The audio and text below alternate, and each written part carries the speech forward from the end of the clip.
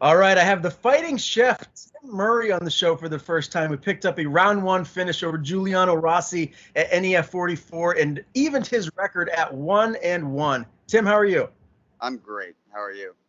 I know you're great. I'm doing just fine, man. And what a great card to be at all the way to Milford, New Hampshire. You look fantastic. Very, very impressive. Those leg kicks that you were landing were nasty, man. Is that something that you were working on a lot in camp leading up to this fight? Um, Honestly, it's just a part of Primo's training, man. We train Muay Thai, but we train Muay Mat, which is heavy hands with just gnarly, devastating low kicks. And that's our everyday bread and butter. So is that something that really enjoyed learning under him and really implemented into like a staple as a part of your game?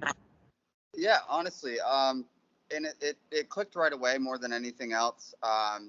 Finishing with those kicks or setting up those kicks. And Primo said from the beginning, that's my get down. And it definitely is. I'm comfortable there.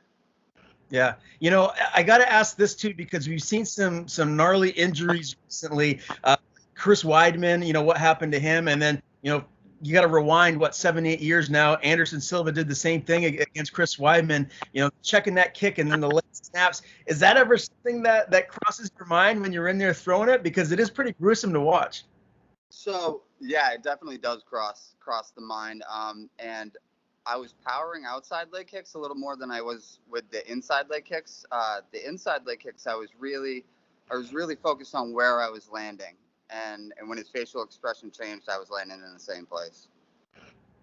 Yeah, man, it really looked fantastic in there. Now, as an amateur, you're going against someone that doesn't have a whole lot of tape to kind of study and maybe formulate a game plan. What was, I guess, your sort of game plan leading into this? Did you have anything dialed in, or were you just going to kind of get in there, flow, see what kind of skill set he had, and just kind of adjust accordingly? So the whole thought behind it was Julian was going to come in and rush me, and I was kind of going to be on the back foot and take a shot and take the fight to the ground. That was really the game plan. And when he slowly came out and squared up with me, it changed the entire fight. Like I said, I was comfortable. I was really confident in the game plan on the ground. One of my teammates, Hook on Harvey, uh, great wrestler. Uh, Brian Sanders was there for the tail end of the camp with his grappling. Uh, and just, you know, it was good. So like when he came out and decided to stand, it gave me a chance to show everybody what Primo really teaches. How'd you guys celebrate afterwards? Actually, me and my girlfriend drove home that night with the kids because they came down. We did have a shot of Irish whiskey to celebrate. Uh, but other than that, just went home, relaxed with my family. Nothing wrong with that. Tell me about the venue. How did you guys like it? I know a lot of people were talking about how hot it was in there. I know for me, it was unbelievably hot. I was sweating profusely. How was the night all in all? Did you guys enjoy the trip down there? What was that team camaraderie like, even though a couple of your guys that were supposed to fight ended up not being able to get in the compete? So the team levels were high the whole time, all pushing each other, all like making weight together. Um, we were really like we are always really close, but we gave each other that extra push. Tell me what it's like training under Primo. I have nothing but the utmost respect for him. He was a great fighter in his day, and now he's a fantastic coach. What is it like training under him at Vision Quest?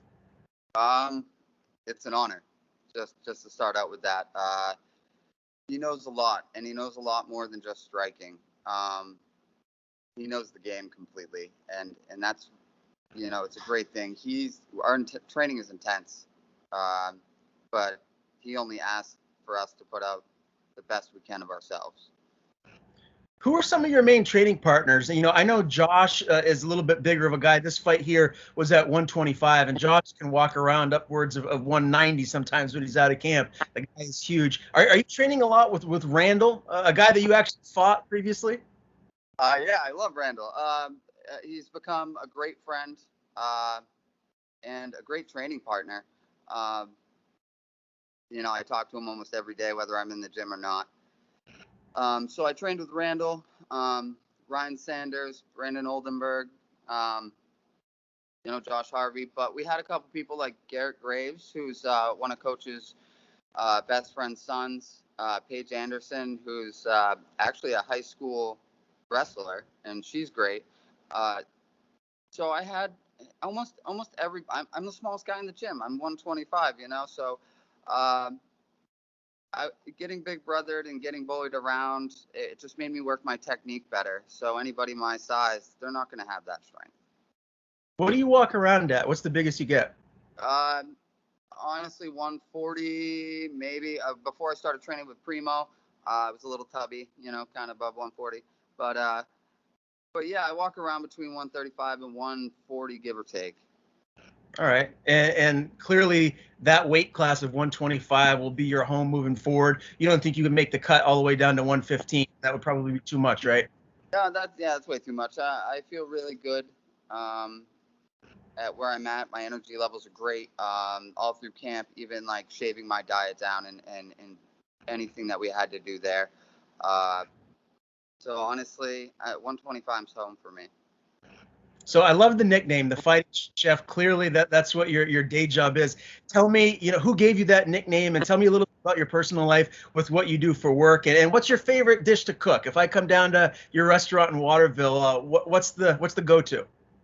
So my daily life, we train in the mornings at Vision Quest. We get down there about 10 o'clock in the morning, change up, shower, come down to the kitchen and work till close. I have Wednesdays off, so the kids come to the gym with me at night. I help Josh Harvey teach kids class, so they participate in kids class.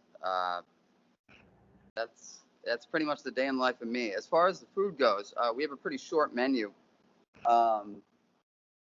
Really good small plates and traditional Greek foods on the menu. When you look at the special menu, that's really where we try to step it up to the next level. Those are items that we get fresh daily. We change them. We take risks.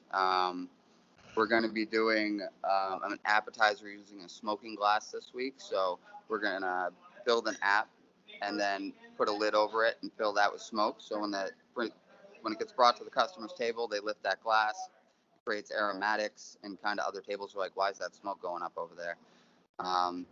Adds flavor. It's fun, What's the name of the restaurant you're working at? Give them a shout out. So my boss is actually right over there sitting at the bar. His name is Gudis, Opa in Waterville, Maine.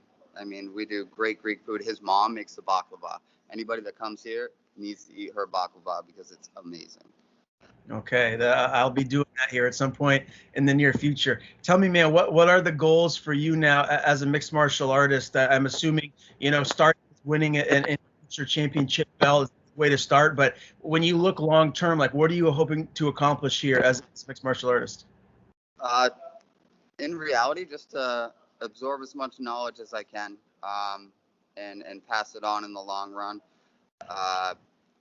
When I talked to Primo and he brought me onto the team, it was kind of like you take the fights that I give you and have faith. And so anything that has to do with fighting or my career is in that man's hands, and I have complete and utter faith in him.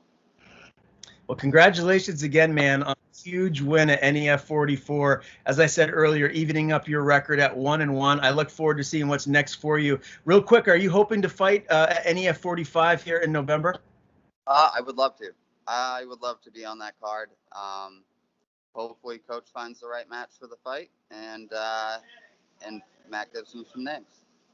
Very good, man. Before I let you go, tell people where to follow you on social media, and if you have anyone to thank, any sponsors, the floor is yours.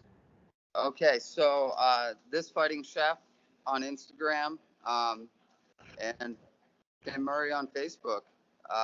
As far as sponsors go, been with me from the beginning. The Maine Facial Hair Club, love you guys. Mojo Medibles, Defiance Diesel, and Opa Restaurant here.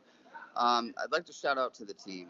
I won that fight, but this wasn't my win. Everybody in that room, from Primo, Ryan Sanders, Josh Harvey, Mike Bachman, who's away, but, once in a while. He comes, says hi.